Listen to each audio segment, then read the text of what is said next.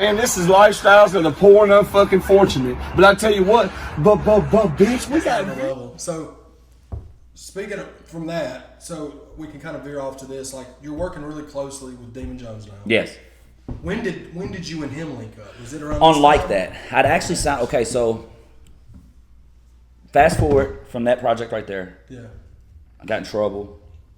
I was living reckless, bro. I was having, dude, I'd take 10 people. I tell people all the time, it's like, you're in a room full of people, but you feel alone. Yeah. Dude, I was taking fucking 15 people I didn't even know to fucking Jeff Ruby's on a Tuesday. You know, like, just because I'm like, I just had a lot of wrong people around me. And that's the point I was in my life. I was a young motherfucker. You got to think, I grew up poor as fuck. So I was just shining on everybody. You got to think I'm buying Teslas, Maseratis, fucking Rolls Royces, all kind of shit at 26, 27 years old. And I got in trouble. And it kind of woke me up, and I just remember being like, dude, I don't even want to be surrounded by this shit anymore. I started looking at my streams and seeing what was positive. I was like, I want to make a project just like this, all like this. I don't cuss in these songs, and I'm gonna fucking do it. So I started doing it. My social media dude, Johnny Black, that's one of my good friends. He fucking was doing the Lax social media. So he's like, yo, if you do it, I could probably take you to the Lax, and they'd be interested. So I get this whole project done. Had you started doing the country rap stuff? Yeah, I started Kentucky Anna Jones. That's what this. Okay. Yeah. So I actually take a few songs with fucking Average Joe to Average Joe's, and we sit there with Forrest. Bubba was with me. Yeah, so he's on this record. And he was like, we was talking, and nothing really ever came from it. And then I talked to Sony. Then the Leigh flew me out trying to sign me. Cleopatra Records or something. I think it's what it's called, but they've been around for like 70 years. Yeah. And they got the project. They were trying to sign me, and then Johnny was like, "Yo, Clay and them are interested. They want you to come to Lack Fest." So I was like, "Okay." So I went to fucking Lack Fest, and I'm thinking, here I am, this wild motherfucker. I'm about to show these country motherfuckers how to party. Like I consider myself country. Like I grew up in the city. But summers I spent in Eastern Kentucky. All my mom's family's from are real hillbillies, like the real fucking hillbillies, like probably fucking their cousins hillbillies. So, but so it's that's how it is. I'm like fucking city, but I'm fucking So I got the best of everything. But Clay and them are motherfuckers the Lax are motherfuckers who've never had nothing city in them. They're just fucking real redneck motherfuckers. And I'm thinking, I'm going out here and I'm gonna party these motherfuckers. I'm gonna show them who's boss. I woke the fuck up real quick. I was like, these country motherfuckers are crazy. So you went from when you did the goose stuff, you're not even really drinking. Did you start? Oh yeah, I drank like a motherfucker now. Partying, yeah. Gotcha. I drink like a motherfucker now. So I started working with the Lax. Ended up signing with Dirt Rock, but I went into them. I had a whole full project already done, and I financed all myself. So we did like that. And she's got several million views on YouTube. Yeah, it's almost 10 million. Yeah. And in a year, like a little over a year. And so Demun jumps on it. It was funny because other artists like, Demun kind of stays himself. He's all business. Well, as soon as I met Demun, it was cool as fuck because I know he's like one of the bigger names in the genre. As soon as he's like, oh, what's up, Dusty Leigh? And I'm like, this little Amish motherfucker knows who I am, I was like, it's pretty fucking cool. Yeah. And so we start talking. Well, when Clay and them were like, you need to probably try to get a couple big features. We could try to reach out or something. I was like, I've never been that person. I'm like, I'm a really good people person. Every feature you see that I have, I think the last feature I paid for was Jelly, and it was Karma's a Bitch. And and Jelly wasn't really charging me. He showed up to the studio. It was crazy how that record even happened. But then I ended up just giving him some shit, Yeah. And but it's all been off networking, been friends, And so I reached out to Demun, and when I told the Lax that Demun was getting on like that, they were like, how the hell did you do that? Because he didn't do no songs with their other artists already. Mm-hmm. So we do like that. Before it drops, I'm with Dirt Rock. We're on the cruise. Incident happens with another artist. I end up getting kicked off of Dirt Rock. Well, we decided to go separate ways. Right. And then it's kind of a depressing moment for me. My Kentucky Anna Jones album about to drop. Before it dropped, you and the label had split. A fucking month before my CD drops. Yeah. So which sucks. Before I got into it with somebody on the label or whatever, and because fucking respect to the Lax, but I beat the fuck out of them, and they're fucking douchebag. But I ain't never publicly mentioned it, and so this dude literally was on the album, whatever cover. Within 5 days of my shit dropping, he sent me non-disclosure contract saying that I had to take him off the album, had to fucking take him off the album cover. I had an elaborate, I had this shit crazy. So within 5 days I had to do all this, return it in, and do it. So I did. He did everything he could to fuck the like that drop up. Next thing you know, like that's doing fucking 20, 30,000 views a day organically. Yeah. So me and Demun kept contact once I decided to step away from Dirt Rock, and he's just mentored me. And I just keep dropping. He tell me what records are dope and just keep this. And he's like, just give me inspiration. He's like, I'm telling you, you're going to be big in the next few years. He's like, I can see the growth in you. He's like, your hustle is something most of these artists never have. I definitely, that's the first thing I realized about you, just your work ethic and your grind. I could see that just from, because that's kind of how my mind works too. Yeah. So I saw that. And he's like, and he's what he said. He's like, so we worked hand in hand, and then we ended up doing the Joneses. And then that whole Joneses actually wrote that song for him. But then I come back to play with it, and I was like, what if I'm looking up to you trying to be you? And I gave him the funny idea. He's like, let's fucking shoot that shit. Yeah. So we did it. And about a few months later, we've been talking. He kind of mentioned like, man, fuck you. Maybe we work together, you know, maybe would you be interested in working with Raw? And I was like, yeah, man, I felt like I owe it to you. So I signed with Demun, and I had 2 years, and we just decided a day. Well, from the moment Jones drops, 2 years. So it's already over a year into it, but Demun has definitely been a fucking very good, like he's definitely mentored me into success. He's opened my eyes to a lot of things. I would show up to shows drinking, and then he'd be like, do it sober.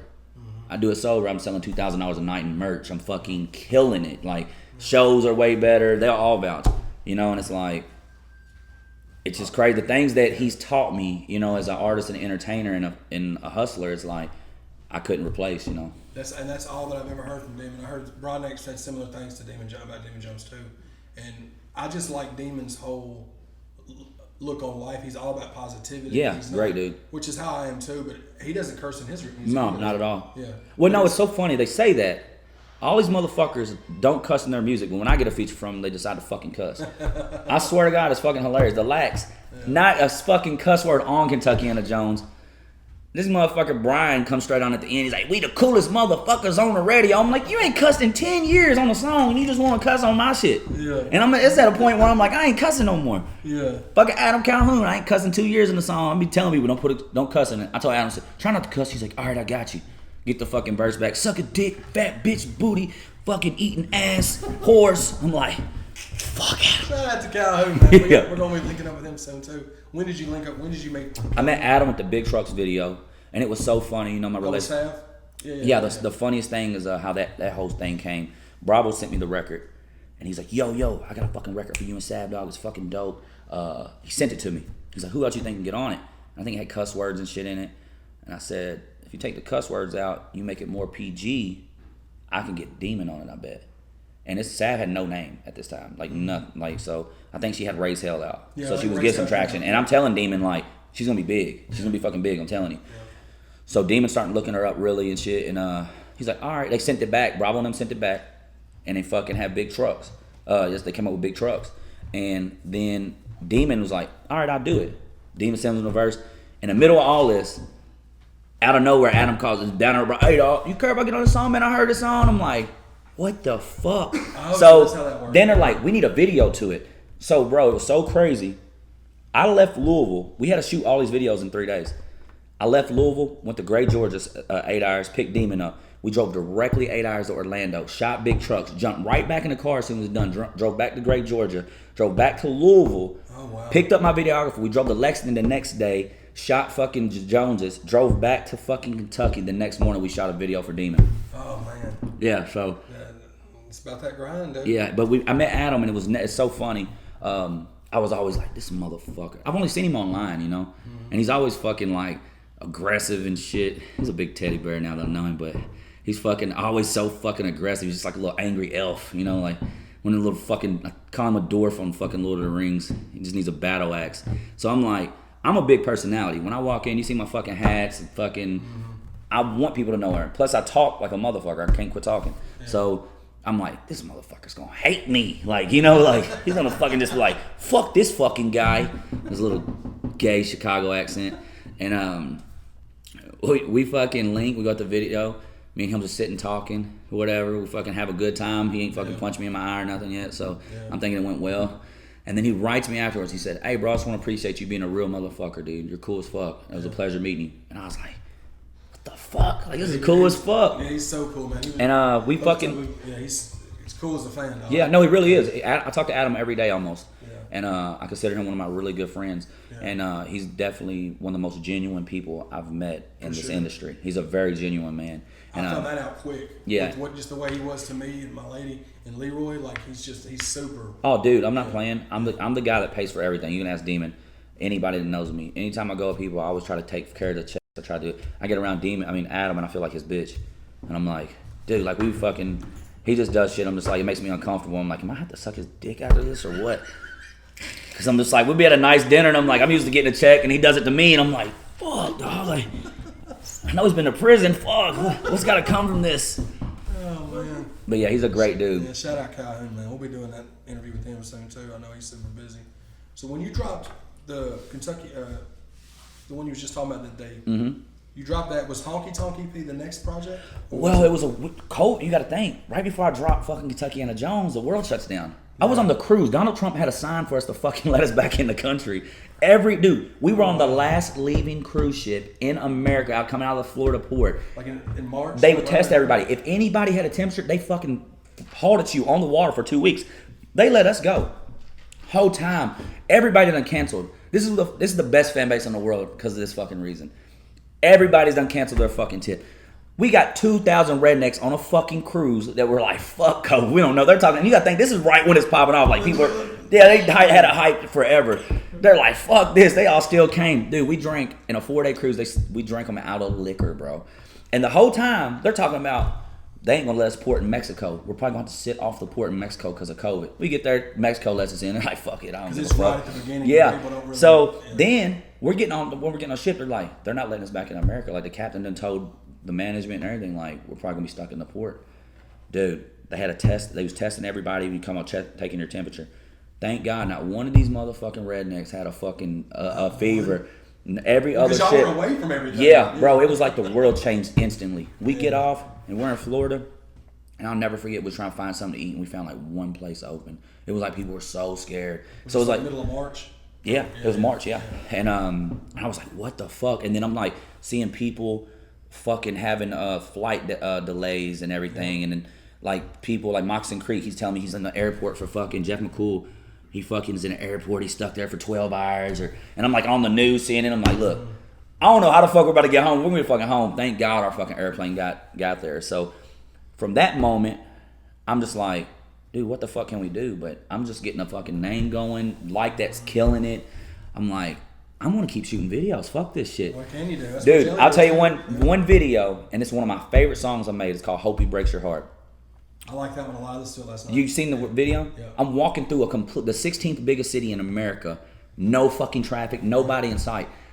Dude, it was like a fucking movie. We went downtown Louisville, there wasn't a soul. Where can you pay for that shit? Yeah. You can't pay for that shit. You know how much that would cost in permits to go to downtown Nashville anywhere and be like, hey, we gotta block out all you motherfuckers stay in the house. Like, it would be fucking millions of dollars or something. So we took advantage of it. I was like, I don't give a fuck. There ain't gotta be a girl in this. We're just gonna shoot the video. I'm gonna walk these.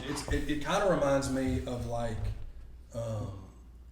what's the dude's name that Bruno Mars. It's kind of the vibe. It's a very I love Bruno. Yeah. That's another reason about the Kentucky Jones.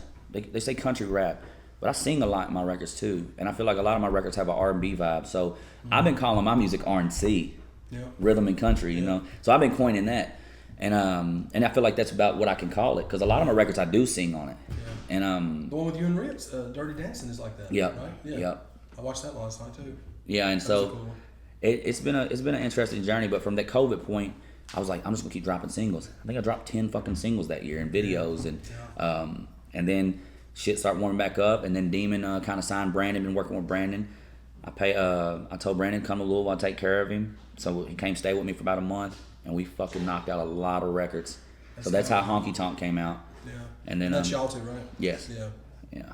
And it's crazy. I think about it. I think the only people in this genre I haven't worked with yet is like Upchurch, and you got to think for fucking somebody like me just coming into it is like that's very impressive to me considering a year with all COVID. Yeah. It's like I've done work with about everybody. Yeah, shout out Church, man.